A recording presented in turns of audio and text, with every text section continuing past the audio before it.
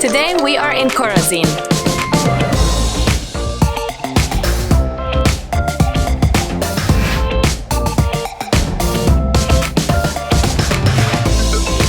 Look at the animal. You can actually touch from side to side, you see? Today, we will be exploring the ruins of an ancient Jewish city of Chorazin.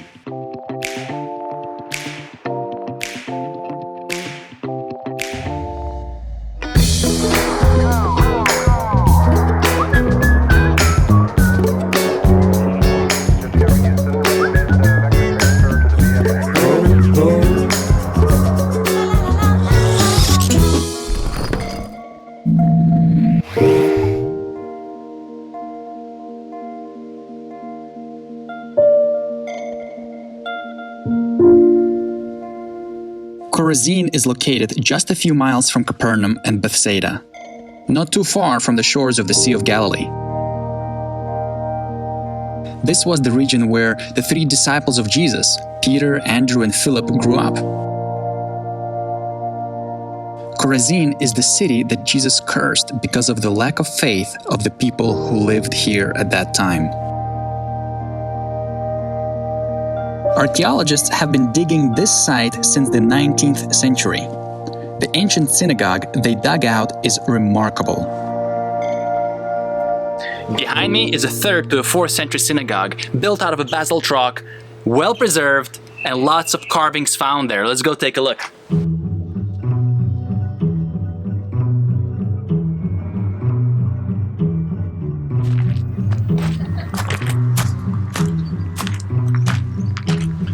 The synagogue has 3 entrances.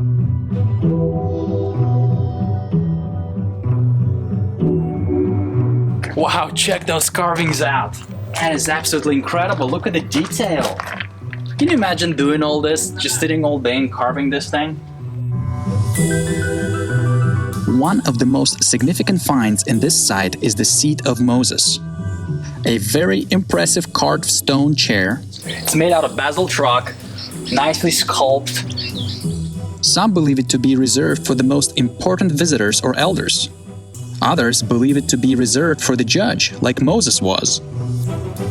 But without any doubt, this is a chair of honor, possibly the one Jesus refers to in Matthew 23. Another interesting find was a piece of mythology carved into the wall of the synagogue.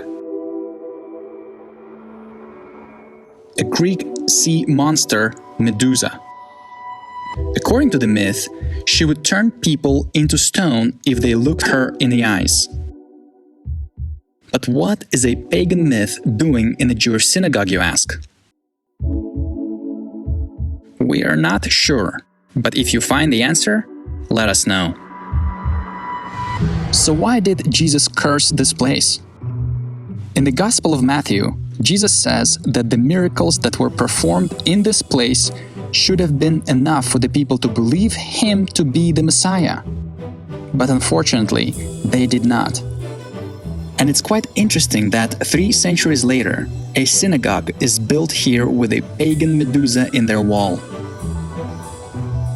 Chorazin is also believed to be from the root word karoz, which means to announce. So its meaning could possibly be the announcer. I want to show you something really cool. Come follow.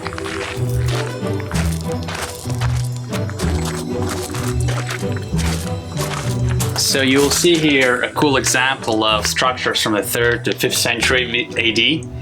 And notice the thin walls. So they go everywhere. 1, they got 2, and 3. So I can actually touch from side to side. You see?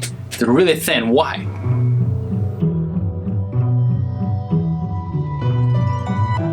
The reason for this structure is because they used to build roofs out of basalt rock. So right here at the top, they would put about this size blocks that would serve as a rooftop for the structures. So you would need to have walls really close to each other because those basalt rocks were not too long. They were about this size, so they would just fit across and you'd pile them up.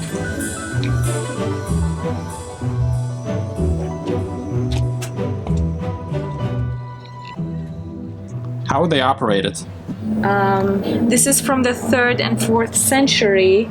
The beam would be sticking out from the side, and then you'd be pushing the rock, and down there is where the olives go, and the stone grinds them completely and crushes everything. Probably here they would have maybe a structure where it holds like a crushing, a pressing rock or something, a pressing weight on it. I'm imagining that's how it would be. Surprisingly, the archaeologists have not yet found any evidence of 1st century settlement in this site. All of the coins and artifacts discovered here date to the 3rd and 4th centuries AD. However, the site is very large and much of the area still remains to be excavated. So Jesus mentions the Chorazin place in the 1st century. How do we know that this is the exact location? The earliest findings we have here are from the 3rd century. So we do have geographical location, kind of matches the description, it's by the Lake of Galilee. We have some historical documents, we have tradition that say this is the location. But until we find 1st century archaeological evidence, we cannot say with certainty that this is Chorazin. And that's what the team behind me is doing right now. They're digging, they're looking for artifacts. Let's go and join them.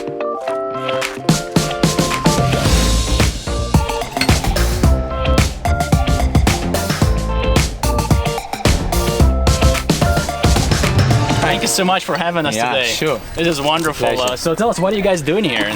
These guys are just kids coming from the States, and they're coming for just an hour or two to excavate. Wow. They're really experienced. They're down more or less back 1500 years old now.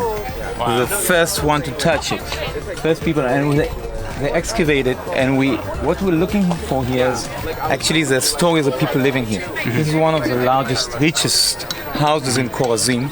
And we don't know anything about those people living here 1500 years ago. Cool. So this is a tour group, right? As I understand, and they get in touch with you. You have the service, and they come and they actually dig. This is the only way it's possible to do it legally, right? Otherwise, it's illegal to dig in Israel. I'm a professional archaeologist. That's what I do. I come with people, excavate. It's the best way to do it, I think. Also. Wow. What do you find so far?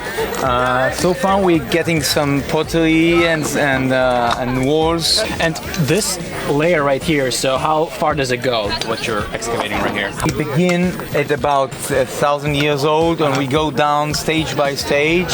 Some of the guys are in the latest periods, and say 1,000 years old, and we're going down to 1,500 years old. And we do expect to get basically down to 2 millennia back to the time of Jesus Christ. Wow! So have anything been found so far from that time? Just bits and pieces. Oh, really? And not so far. All the excavations here haven't pinpointed anything which dates back to 2,000 years old, to the time of Jesus Christ. Yeah. But if we go down enough, probably we will. So that's what you're hoping to find here as well, to go down to that. This is incredible. Okay, we'll go back to the kids.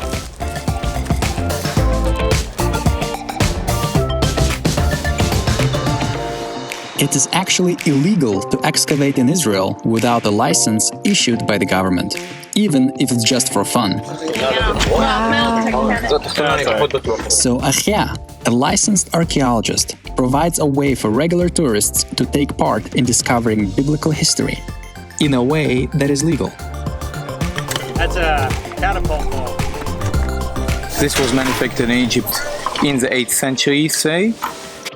So Achia is the man that can pick up an ancient ruin remain and tell you where century it's from, how it was used, where it's from, what culture it's exceptional. You should see him at work. Highly recommend it. Never seen anything like it before. Usually we do know we have the pottery oil lamps, right? The clay ones. So why would you need a glass one? How do you have so much information? How can you pick up an item and know where it's from? But really know the material, to write on it, to see the parallels. To read articles and remember that eventually. There's a reason why it's made from glass. Hanging on the wall? On the ceiling. So most people will never have the capacity. This man dedicates his life for this study, and that's why you better come with him and he'll show you. That's exceptional. What we've seen here, unbelievable. Thank you so much. Thank you. Pleasure. And Light shine down. and the light shines down through the oil and through the glass. Yeah, chandelier. It's a chandelier. For more info, you can find a link to his page in the description of this video. So this is a cistern where the water is flowing down to the mikveh. A mikveh is a ritual bathhouse to be cleansed before going into the synagogue. It does have water right now. It's murky and gross, but it's down here. That's the mikveh.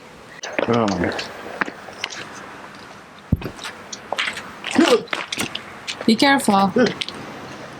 Oh, okay. Never mind. Would you shower in there if I dared you to shower? Well, I don't know, like for 50 new sanctuary shekels, I would take a dive. Oh.